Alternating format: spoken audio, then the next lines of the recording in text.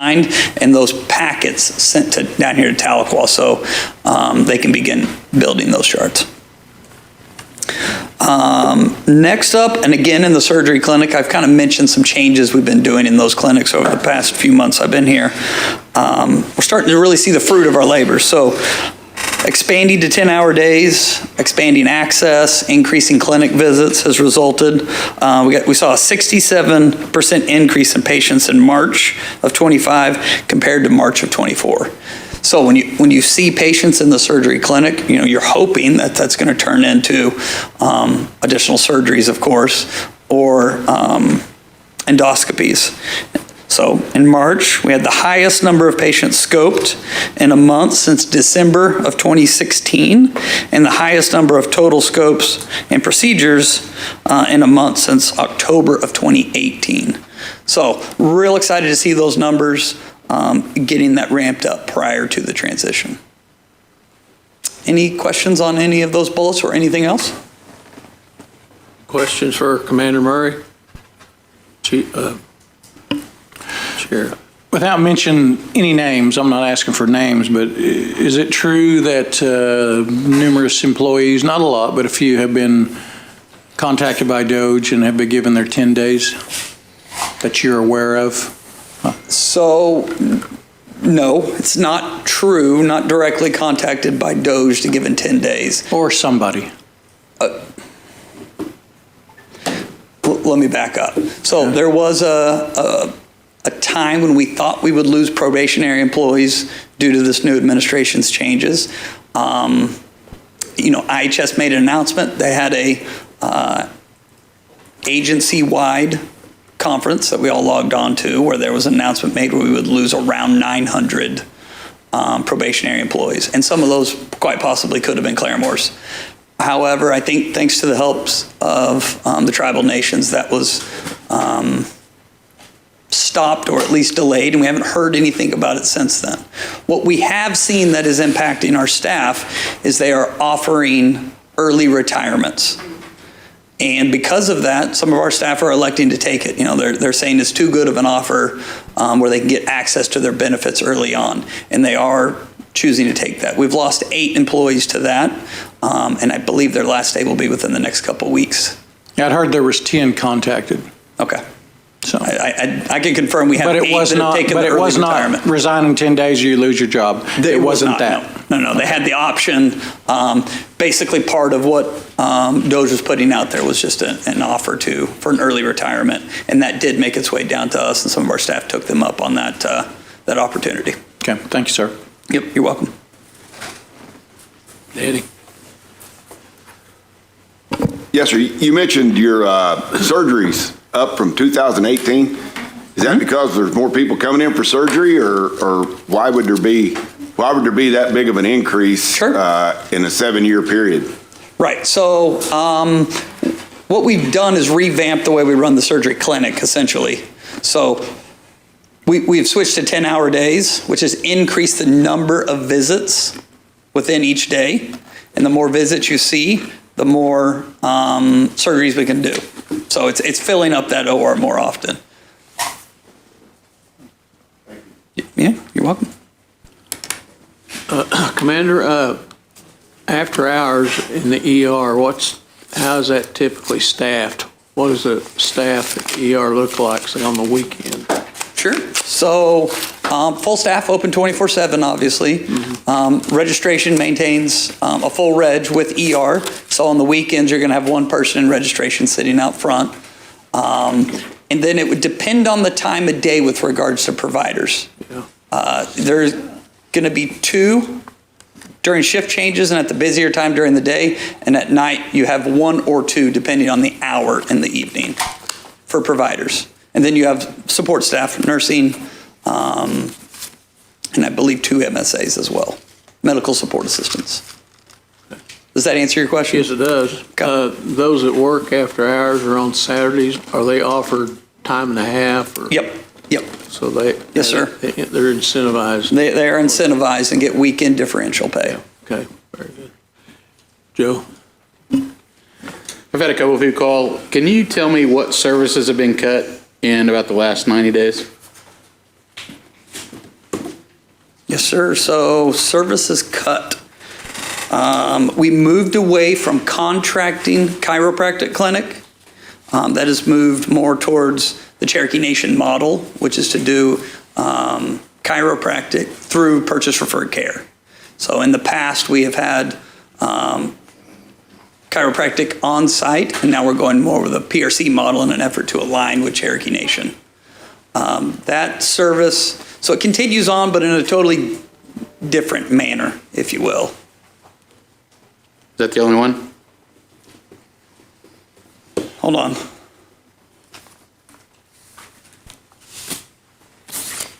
Orthodontics, braces Yep. for pediatrics. And how's that going? Where's that going?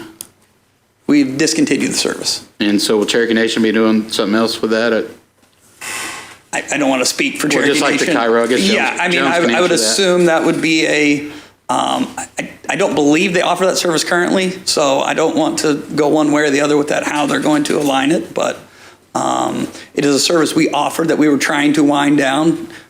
It wasn't ever meant to be a long-term service, it was more of a trial. And we had naturally come to the end of that, and that was probably in February.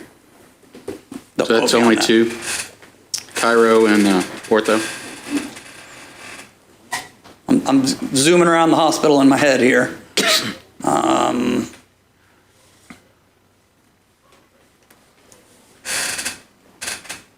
That's all I can think of off the top of my head. I will verify that for you if there's any others. All right, Or if thank you you. know of a question I can answer. Well, it's just more of a guide him when we get a call. Yep, absolutely. know, Understood? If they're like, hey, there's no chiro, and then, is it going to CN? Is it going to preferred care? Ortho? Is it Yep. going to wherever? Just more of a guidance for people when we get calls, where to tell them to go. Yeah, for sure. 'Cause, everybody hears rumors, but we thought we'd give you a chance to just tell us, and then we can Yeah, tell those are where the to two guide that come to them. mind. This is a good time to introduce Mr. Deckard. He's our COO at the hospital. And you'll be seeing more of him over the next few months. I'll get to that in a minute. So can you think of anything else that I've missed as far as services that we've stepped away from? Okay, All right, thanks. yes. And Thank you, Chair. I will verify. If there is another, I'll let you know. All right, thank you. Yep. Sasha? Thank you, Chair. When you mentioned the creation of the new patient charts, when you obtain that release of information, is the entirety from Claremore brought down to Cherokee Nation? Or how is that Yeah, so being the done way to that- protect the patient info? Yep, absolutely. So the only thing we're actually transferring on that release information, it's listed on there, the documents that the patient is approving for release. And it is demographic data. It's the data that is needed for Cherokee Nation to build a chart and Cerner. It is not the breadth of the Not all the medical historical record. data. Gotcha. Right. Okay, So that's- it's just a couple pages with demographic data, address and such, where they can then take that information and build a chart and Cerner to prevent having to do that in October. Okay, thank you for clarifying. Canessa? I'm sorry, what? No? Anyone else? Okay, thank you, Commander. Okay. And lastly, before I step away, I did mention and introduce Mr. Deckard. I've accepted a new position, so I'm starting in Pawnee in May. So I just let everybody know if you hadn't heard already. And that's why I wanted to introduce Mr. Deckard, because he will be replacing me, providing hospital updates starting next month. Would you mind sending Mr. Deckard's phone number Absolutely. Not a problem. through Gail? She can get all those. Okay. Thank you, you. Commander. Next up, Cherokee Nation Health Services, Dr. Stephen Jones. Good afternoon. Get my paperwork here open. So you should have a report in your packet. We did make a few changes to the report. Hopefully that's a good change for you guys to see. If you noticed on page, I believe it's 4, you'll see the PRC approval rate graphs have changed a little bit. We thought this was a little better way of looking at it, and it gives a lot of information in a very condensed fashion where it shows the number of referrals that are processed now. I don't think we had that, we're giving you that before. So it goes by month, shows the number of referrals that were actually processed and approved, the number that were denied, and continues that for a 3-month span, so you can see the trend up and down, and also with the approval rate. So hopefully you've noticed that. Hopefully it's an improvement, and you like that format a little better. I liked it a little better. I thought there's more information there for you. So hopefully that's you've had a chance to look at that. Also, I don't think there's any surprises in the report other than the fact that we're ahead of schedule on revenue. It looks like we're going to probably beat our last year's revenue, but you can see that in the report also. A few things I want to talk about that are affecting us that we're watching very closely. You mentioned DOGE a few minutes ago. We're watching that very closely on grants. There's been a lot of talk about grants being stopped, denied, stopped the payment on it, pulled back. The only two areas that we've seen a little bit of that for us has been around specialty care and the ID clinic. There's been a few small auxiliary grants that have been pulled back, and that's where we have our Hep C program and our HIV program. Our behavioral health program is very, very dependent on grants. We have a lot of grants there, so we're monitoring this very closely. So far, we haven't seen a grave impact to anything, but it's something that we have to continue to watch daily as it goes right now. The other thing that we're watching very closely, and I don't know if it's making a lot of news, I think it made a little news in the local Tulsa market, is the Oklahoma Department of Mental Health and Substance Abuse is under scrutiny and under auditing for misappropriation of funds, and so we're trying to anticipate how that's going to affect us. They are canceling some contracts, is my understanding, and they're talking about getting rid of that department altogether and moving it under the Department of Corrections, which could impact us from the standpoint of increasing the demand on our tribal health system. So we're watching that closely, seeing how that's going to play out, but we are anticipating that our numbers will probably increase due to this uncertainty right now. So just something that's going on out there that we have to keep a close look on. Oklahoma Healthcare Authority is also having some changes undergoing right now. They're talking about what they're going to do about Medicaid expansion. Now, Medicaid expansion has been a very good benefit to us. We've been able to use our patient benefit coordinators and get a lot of people signed up for Medicaid that weren't eligible before. That helps twofold. Helps if they ever have an opportunity to go somewhere else because they can't get to us, they have some type of benefit. It also helps to generate third-party revenue that we turn around and reuse in our system. So there's twofold benefit of getting people eligible and signed up. What we anticipate, if there is a change, is going to be to the eligibility side. They probably won't change the benefit package as far as what they're paying per visit, but they could change the eligibility. And if that happens, that will impact us because less people will be eligible for those services. So again, we're monitoring that. The Oklahoma Hospital Association put out a report that they thought if these changes that are being pushed through or actually debated right now happen, it could impact 18,000 to 20,000 jobs across the state, just in the Oklahoma Healthcare Authority. And there will be several rural hospitals that won't be able to stay in business. So again, that will impact tribal health because there'll be less choices for people to go to, which will increase our usage. So those are just some of the things that are going on out there in the world that we're keeping an eye on and trying to anticipate how things are going. Let's talk about a couple of good things. So we have worked a partnership with OSU to start a radiology residency. We've matched 2 residents this year, so we'll be bringing on some radiologists onto our campus. So we have seen a nationwide shortage of radiologists across the country, and some of our radiology groups that we contract with, we've seen a slowing in how fast they can get those images read. So we're trying to anticipate that, bring those services on campus, and hopefully be able to get those turned around quicker, and hopefully help the workforce as time goes by. So again, our partners with OSU continue to to step up to the plate, and they continue to work with us in developing this workforce and developing our professionals in northeastern Oklahoma. So we very much appreciate them. In Nowata, we have this week, I think it was end of last week actually, we started moving in our modular buildings, and that's going to give us physical therapy and occupational therapy at that clinic, something we haven't had before. So we'll see those start getting through the process of being hooked up. We've already got the employees ready to go. So as soon as we get where we have occupancy to those buildings, we'll start those service lines there. So we anticipate that in the early summer. So, okay. Claremore, we still continue to work with Claremore, and you saw some of the things that Commander Murray talked about today, the improvements from just the collaboration that's happening between our system and theirs. So we'll continue to do that. Last month, the last several days of last month, we continued to negotiate with IHS. They came to our campus, and we spent 3 days going through the funding agreement, and a lot of lawyers talking back and forth, but we're getting very close to getting those funding agreement negotiations wrapped up. So we're looking forward to that. That'll give us a little more direction and give us a little more freedom to pass information once we get those things locked up, because we still have some barriers there that we're trying to work through, and the lawyers are working on getting those barriers knocked down.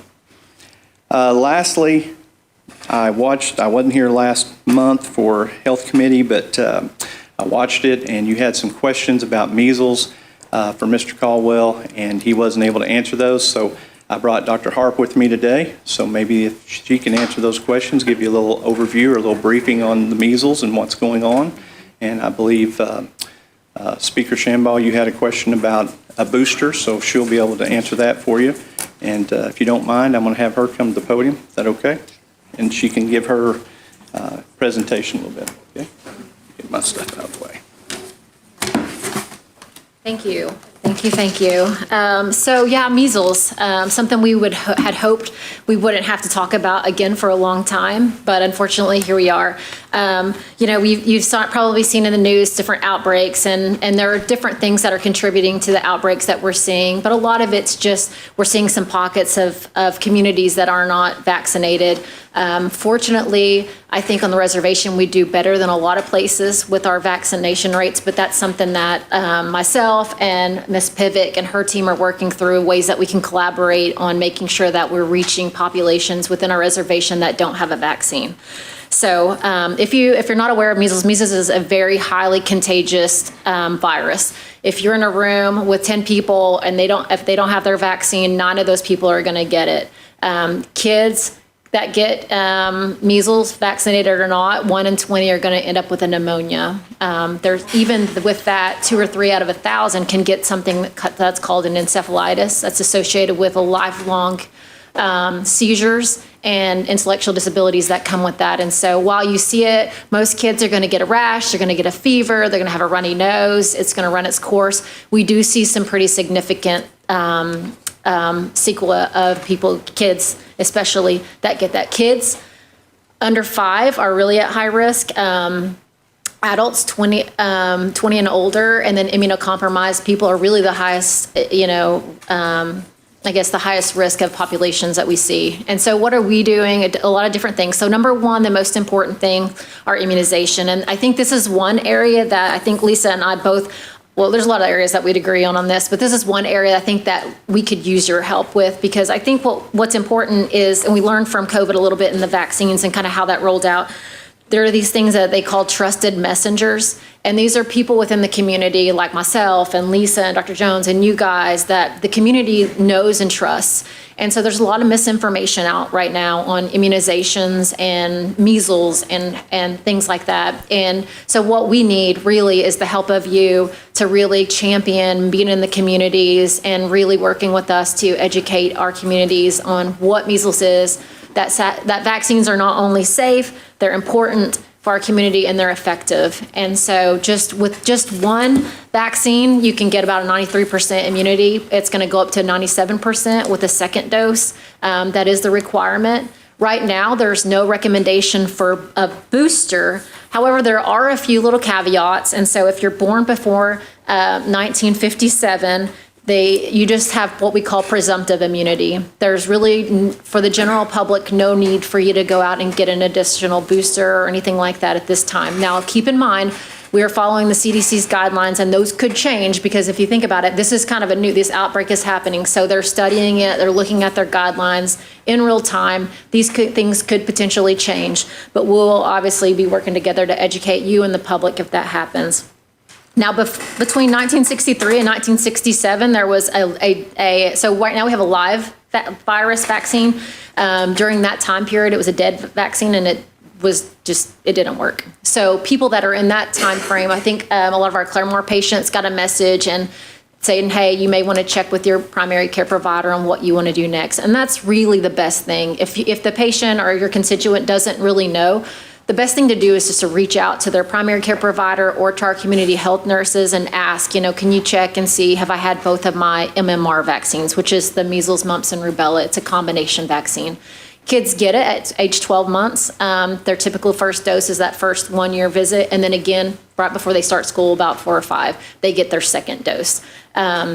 We right now are offering the dose, an early dose, to kids ages 6 months to 11 months. Typically, we've always offered that. However, it was people that are traveling to an area, maybe overseas or somewhere there's an outbreak. But since we've had it in the community, if parents are asking for it, we have discussed that with actually a vaccine specialist at Johns Hopkins and then the Oklahoma the Oklahoma State Department of Health. We've kind of worked together on this. It's something that we do offer. So some mitigation stuff, making sure that all of our clinics have negative pressure capabilities. Because the thing about this too is once you've been in a closed room with a patient, it takes about 2 hours to cool that room off. So you can't have another patient go in there or anything like that. So educating our front desk staff, our PAR staff, to recognize measles, either when they present, if they walk in and they don't realize we've got signs up, and things like that, but educating them to recognize what is measles. If someone calls, what am I supposed to do? And the most important thing is if you can keep them, albeit unless they're really sickly and they need to be in the emergency room, like emergently, trying to get them to call ahead so that we can prepare and mask them and bring them immediately back to a negative pressure room to keep patients safe and providers safe and everybody safe. So just educating that staff. We have plenty of PPE. Fortunately, we're not worried about that like we were in the early season of COVID. So we have adequate PPE. Our employee health nurses are ensuring, and it is a recommended vaccine for all of our employees, MMR, and we do offer MMR vaccines or titers. You may hear titers thrown out there. Titers is just checking an antibody level to make sure that you're immune to this type of virus. So we do have those. If for some reason an employee isn't immune, they would be offered a vaccine, and then we obviously would mitigate their contact with any immunocompromised patients at that time.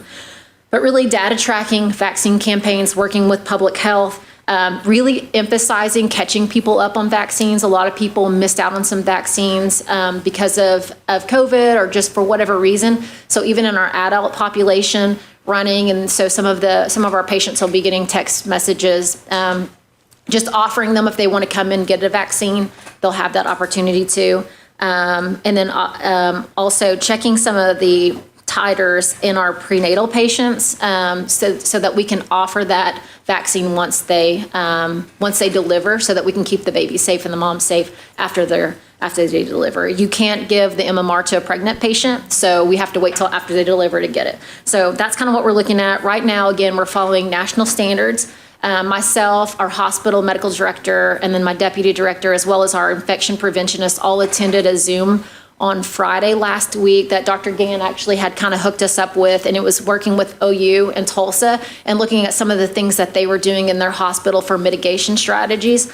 I thought we did a really good job. Dr. Gray and I in nursing came up with a really nice workflow on how to mitigate when people walk in to get care, because you don't know you have measles, and you don't mean to hurt anybody, but you may walk into a whole ER. And so how do we handle those situations and trying to firm that up? Because it's a very unique situation, and it's kind of some outside the box thinking, but we got some really good nurses and really good docs and infection prevention people that are really working together to make this good. We're continuing to work and evolve on our inpatient side on how we manage that.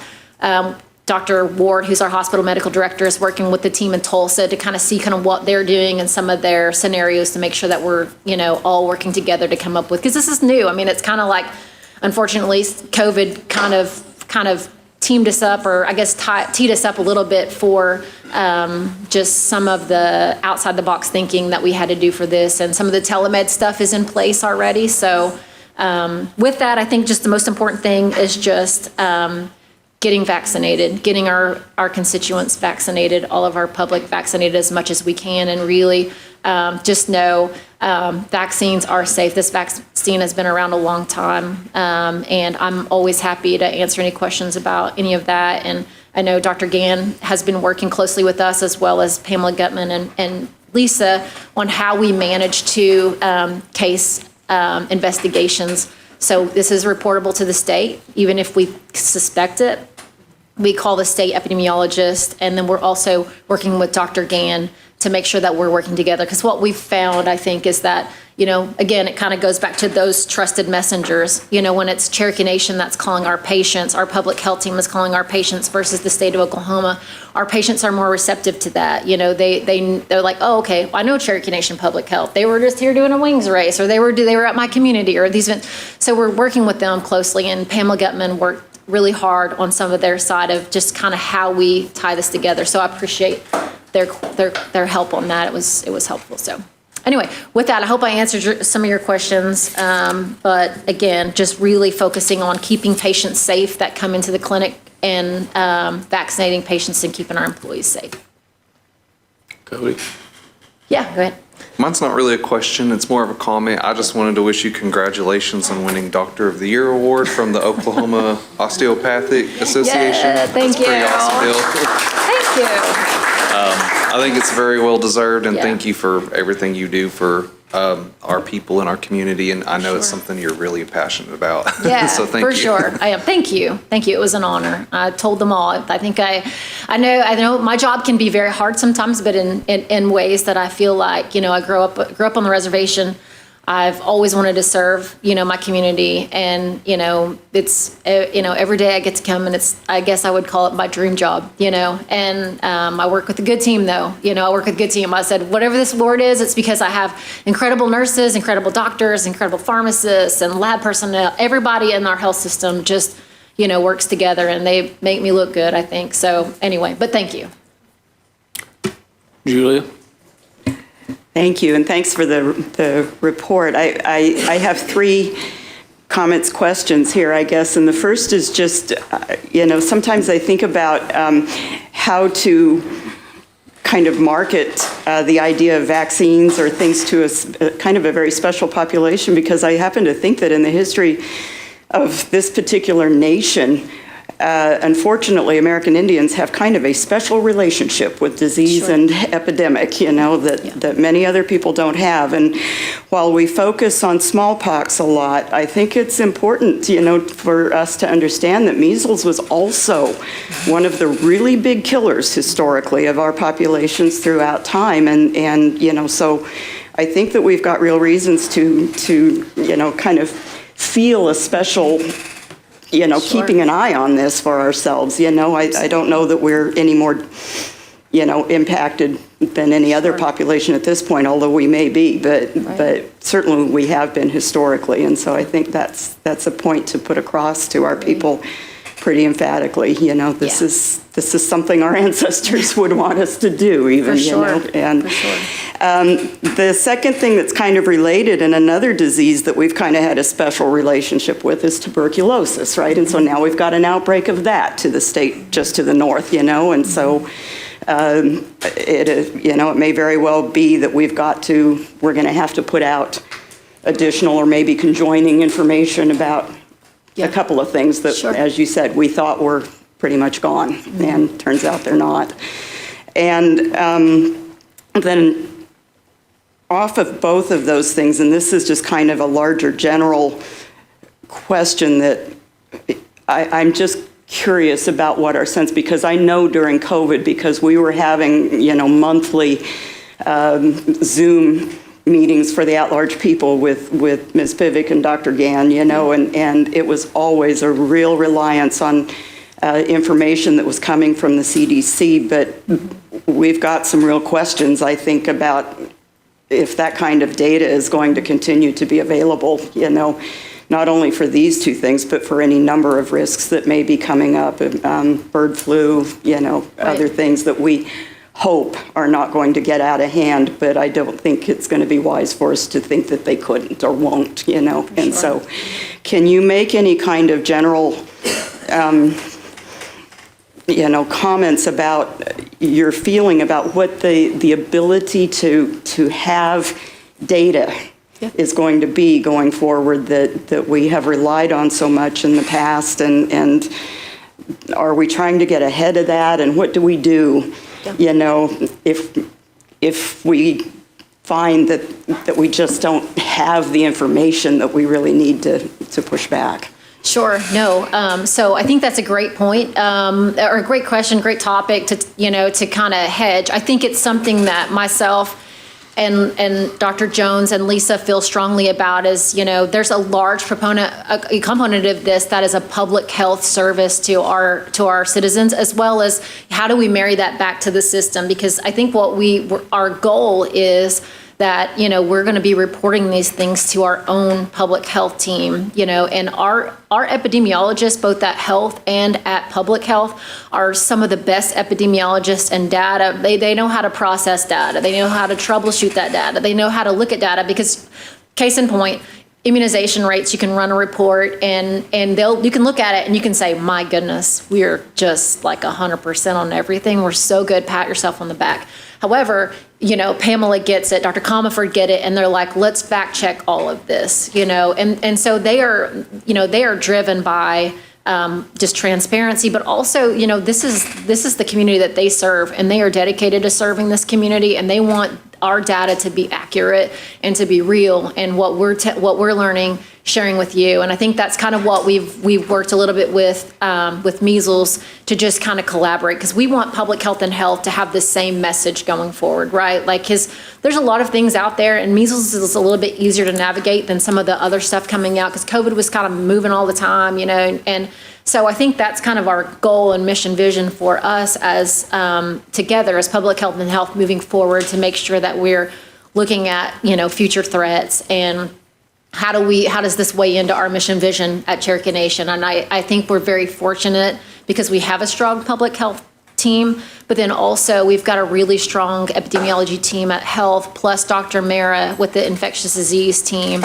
And so we're setting really nicely compared to a lot of places in the state by having those resources available. So I think it's good. I think we'll just continue to communicate to our patients at every visit, through social media and things like this, and reports, just to kind of keep you touched, on touch on what's happening, keep a pulse on what's happening in our system. But yeah, it is. And Native Americans have higher complication rates, and a lot of like asthma in kids. And so, predisposed respiratory conditions are something that we want to make sure that we are, whether it's pertussis, tuberculosis, measles, flu, COVID, we want to make sure that we protect our kiddos and our all of our patients. And immunizations are 100% the best thing. Antibiotics were great, right? Development of antibiotics, but the development of vaccines are what saves millions of lives every year. And so really it's just, there's a lot of misinformation about safety and concern. In 1998, there was a published study by a guy, I'm not going to say his name because he's, terrible, but it was Dubuque. He lost his medical license. He was falsified information. Financial investigations reported a lot of fraud and internal, misuse of funds. And ultimately, that was the autism, connection to the immunizations, and that kind of put a seed in people's minds. And not that we shouldn't question, because that's what we do all the time as scientists, but I think it's important for people to know that vaccines are safe and that measles is a real threat to kiddos. I know it's easy to be like, well, it's a rash, febrile rash, but I mean, as we've seen in this nation, there are fatalities and in some cases long-term consequences in babies that really could be preventable 100%.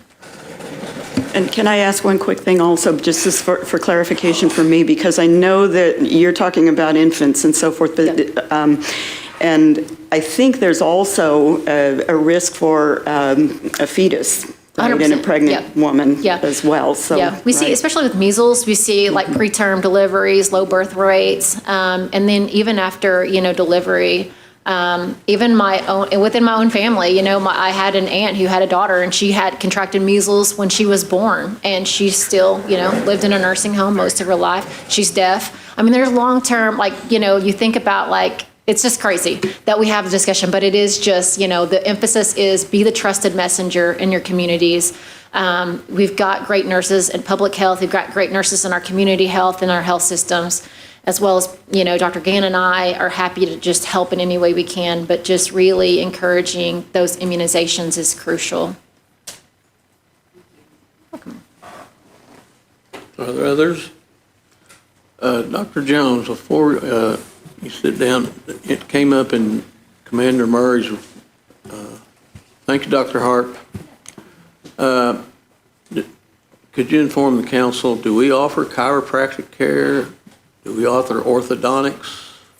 So as far as chiropractic care, there is some limited chiropractic care that we do offer in some circumstances. It's not just a broad sense of chiropractic care.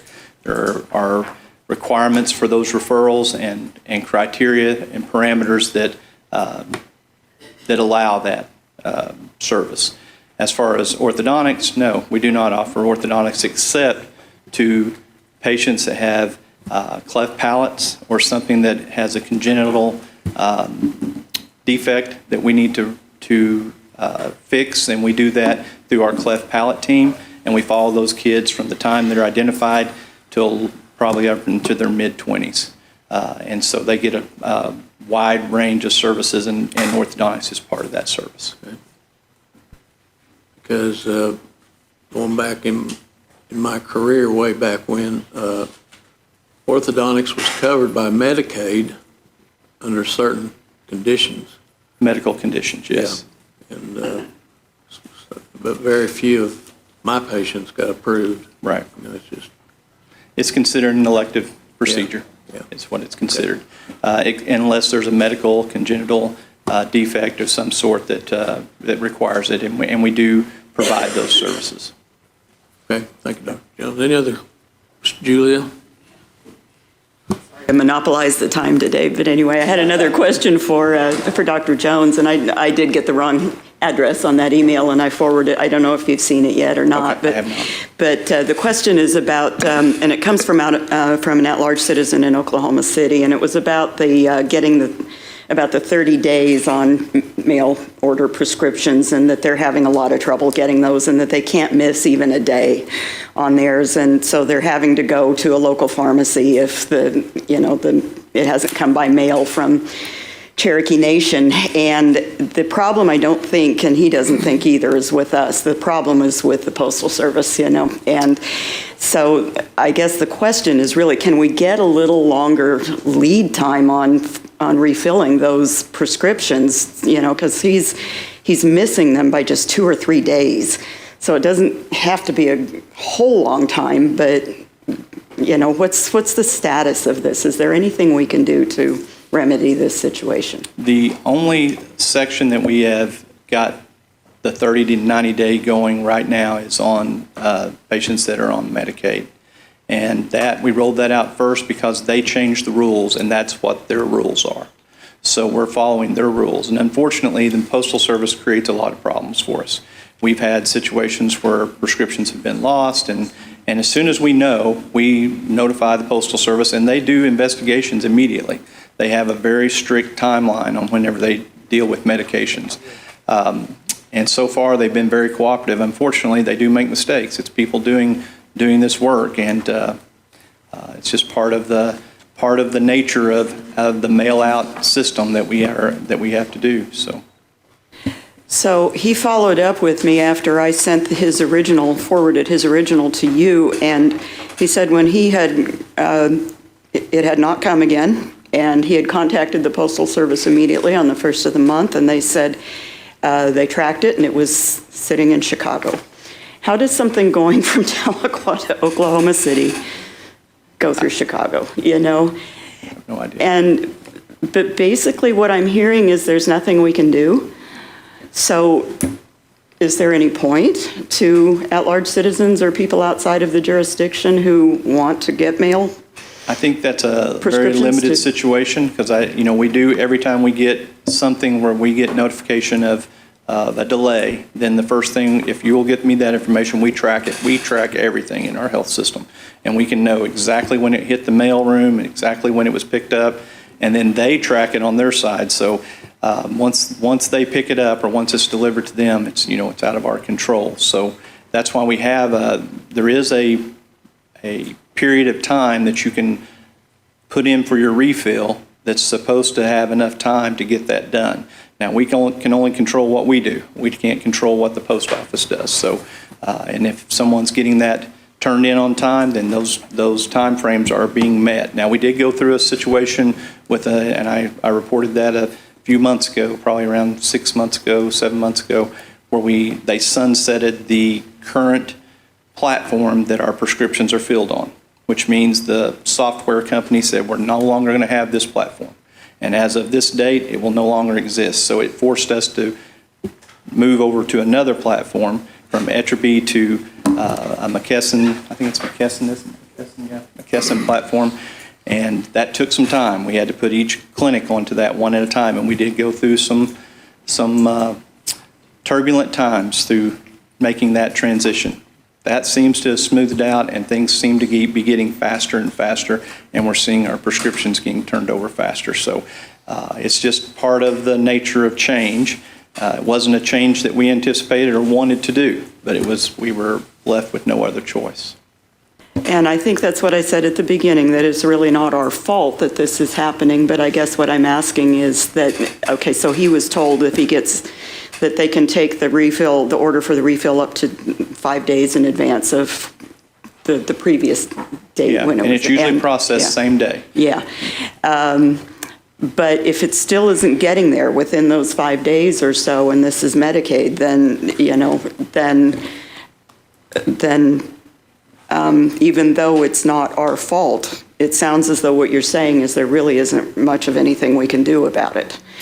And so that's my question, I guess, is then, is it even worthwhile? And I'm not asking that in a blaming way. I'm asking that just in wanting to get information. Is it even worthwhile for an at-large citizen, to do these kinds of refills by mail?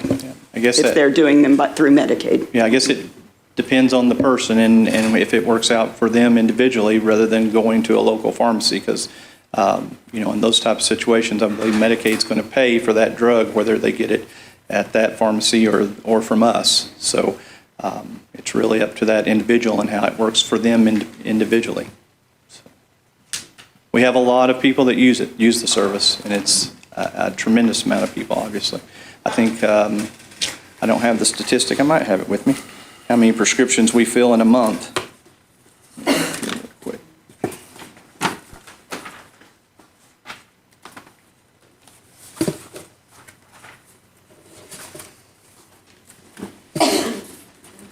I'll look for that real quick if there's any other questions.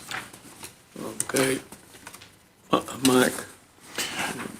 Is that a localized thing? I mean, are we getting more complaints than that? I mean, that's brought to our attention, but is that a problem with just a lot of at-large people? I can't answer that, but, oh, well, this is non-reservation problem, so.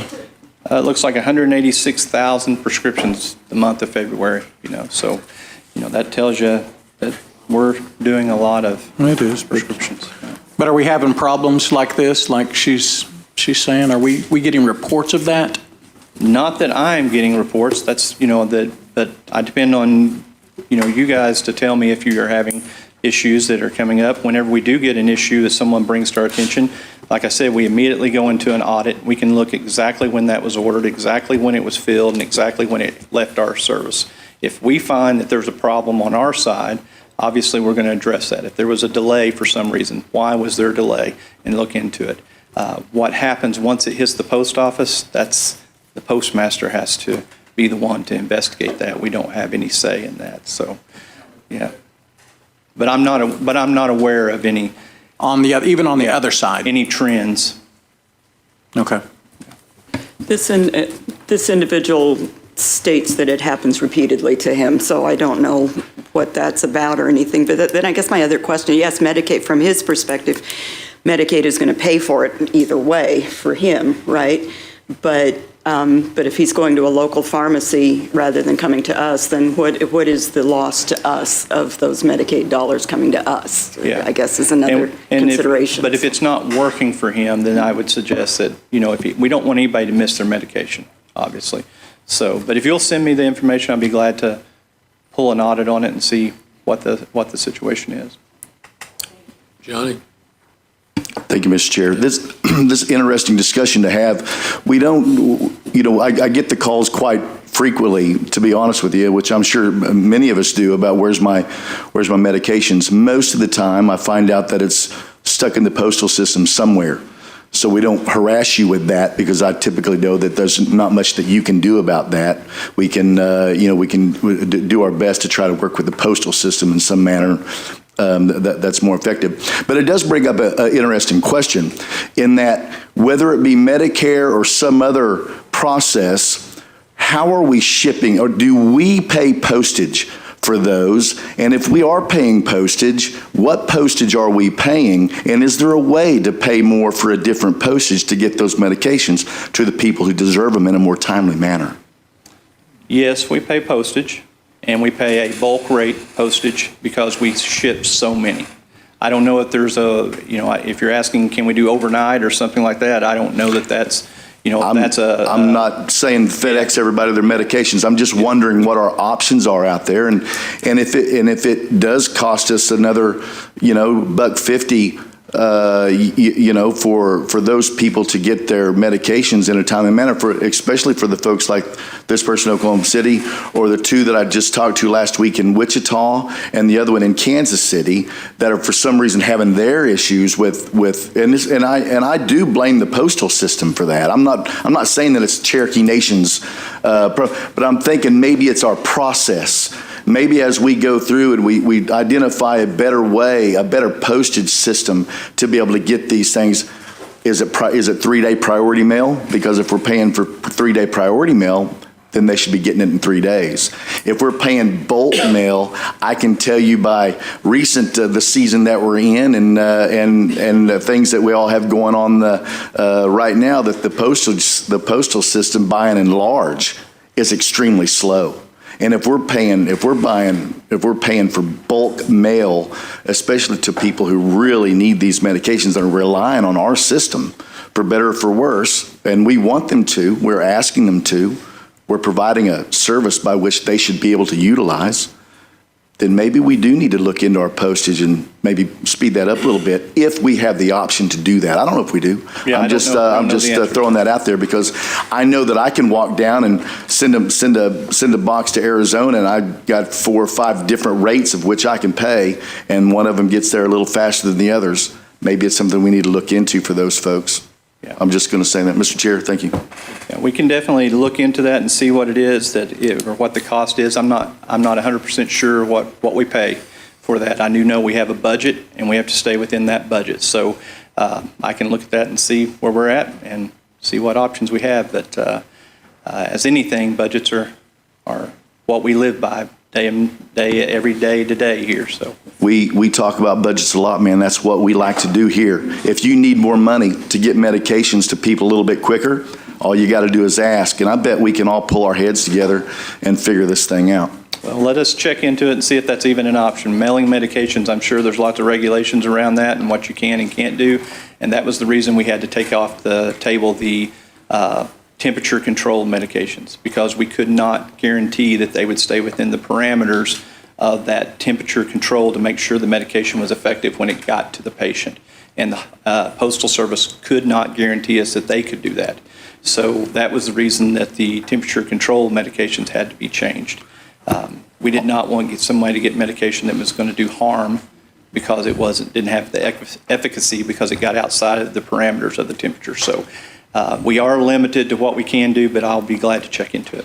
I know it's not an easy topic, and as chair, I tried to relinquish a little bit of my time, but I'm going to take a little bit of back here. The good commander in the back, he might, I get my medications oftentimes from the VA, and the VA ships that out pretty quickly, and it gets to my house almost never, more than 10 days or 7 days, what it should be.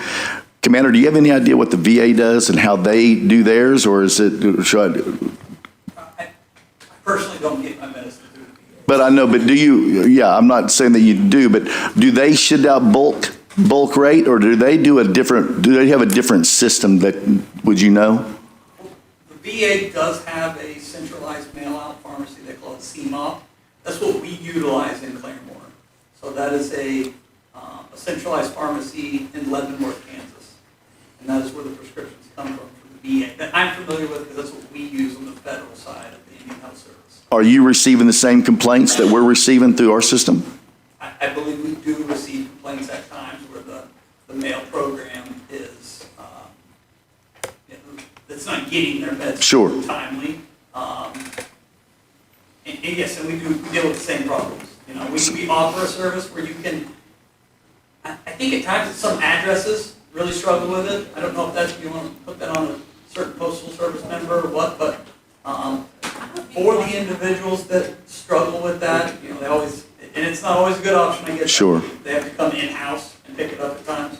Yeah, we know there'll be issues at times at different places, different locales, different towns even. I mean, I know there's a town in Kansas, they get their mail, I think it seems like it's like once a week. I get the complaint from the same 2 or 3 folks over there. But it would be interesting to see if we could upgrade how we send out, and maybe take a look at some other places and see how they're doing it and seeing if they're getting the same. It'd be interesting to look at anyway. And we have the same model. We have a central refill center that is located here in Tahlequah. We try to locate it close to the Postal Service so that we can get that over as quick as we can. And typically, these type of models we have, because of the unique relationship we have with the VA on drugs and purchasing drugs, we usually model it after what they're doing. So I would be surprised if it's different for them than it is for us as far as the mailing costs, but we'll look into it. Okay. Sasha? Tacking on the pharmacy refills, do we offer automatic refills for our patients? I don't know the answer to that. I'll get back with you on that. I think there are automatic refills that a provider can put in for so many refills. If it's depending on the drug and depending on the medication and depending on the parameters around that medication, they may have to authorize that as the patient each time the refill comes due. But it's not automatically mailed. You're not going to get 30 days coming to you and then automatically at day 25 you're going to get another 30 days. That is not typically how things are handled, because who knows if your doctor stopped that medication and you're continuing to get that medication from the pharmacy if it's set up on a monthly automatic refill. So even though the doctor may authorize it for 6 months, if it's a 30-day refill, then a patient would authorize that each time. Okay. What about same-day refills? Same-day refills you can pick up at the pharmacy, yes. Okay. All right, thank you. Joe? Mine's not that intense. OSU radiology, that's a great deal. So I just want to know on the MOU with the clinic in Tulsa, if we've made any headway or any progress. I know we were going through some hurdles.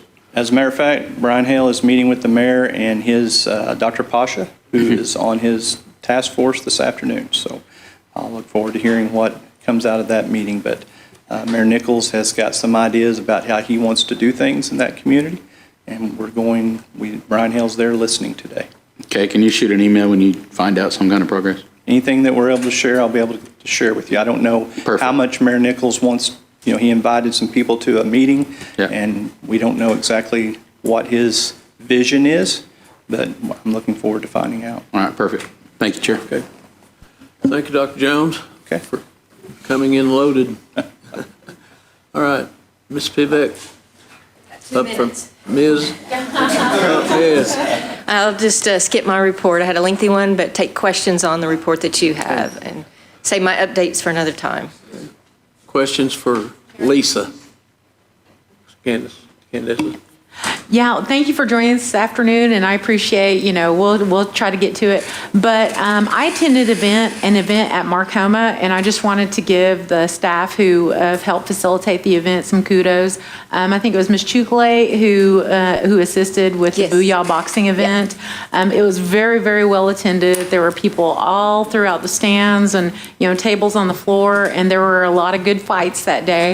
It was my first in-person boxing event, and, we had several Cherokee Nation citizens. It was a USA Boxing sanctioned event. So, we may have seen some future Olympians there that day. And so it was very exciting, and just wanted to give kudos to the public health staff who assisted with making that event happen. Oh, thank you. Great staff at Marcoma, and I'll pass it on to them. Yeah, absolutely. And I've also had several people reach out to me from the senior yoga class. Oh, yes. Yeah. And my understanding is that class has swelled all the way up to 40 or more participants, and that they are also doing chair volleyball afterwards, and just increasing that mobility for our seniors, and also the social connections. I'm hearing people are driving from as far as an hour away because there's just nothing else like it in the area. Yeah, that group has developed into a pretty cohesive group. They have birthday parties, they take their chair volleyball on the road and go play with other places. They have a great voice. They stay in contact with the director and with us about other expansion things they want to do. And I do think it's great. It's grown quite a bit. So. Yeah, hopefully there is a good plan for transition to the new facility. I know Yes. some of the seniors are a little bit worried about that. So we definitely want to increase the cohesion and the unit, the unity of that group. And so Absolutely. I'll be in touch with them too, Yeah, for sure. just great work overall. Thank you. Thanks. Thank you, Chair. Anyone else? Thank you, Lisa. Oh, I'm sorry, Kendra. Hello. Hi. I just have a quick question. I'm looking at this WIC food sales, and there seems to be a whole lot of differentiation from month to month. Can you tell me about that? You're not really, actually. Just- I kind of can does it tell just you, but a depend? lot of times it depends on they get their benefits every 3 months. Okay. And depending on the track that the 3 months they're on, some months can be heavier than others. And some of it may depend on the vendors. We have to do a tremendous amount of work with each of the vendors to keep everything updated and accessed and foods accessed. So that's probably the variation that you're seeing. Okay, from great. month to month. I have two more things really, really quickly. 'Cause Okay. I have to go. Community walking groups, how are those going? It seemed to be going well. We've had a little bit of a weather challenge, as you might have noticed, with Wings the last 2 races. But other than that, they seem to be going well. We seem to be able to find enough people to come out of actually making sure they're in hours that they're accessible and times that people can get to them. So if there's a specific group that you'd like to know about, I can investigate that for you. And yes, the wind has been crazy, but running is analogous to life, and you have to take what you get Yes, out there yes. sometimes. So, and I just want to piggyback on what Counselor Teehee said. Yoga is such a well-attended class all across the reservation, and I really would like to see that program grow to everywhere if we Yeah, can. hopefully so. I Yeah. hope so.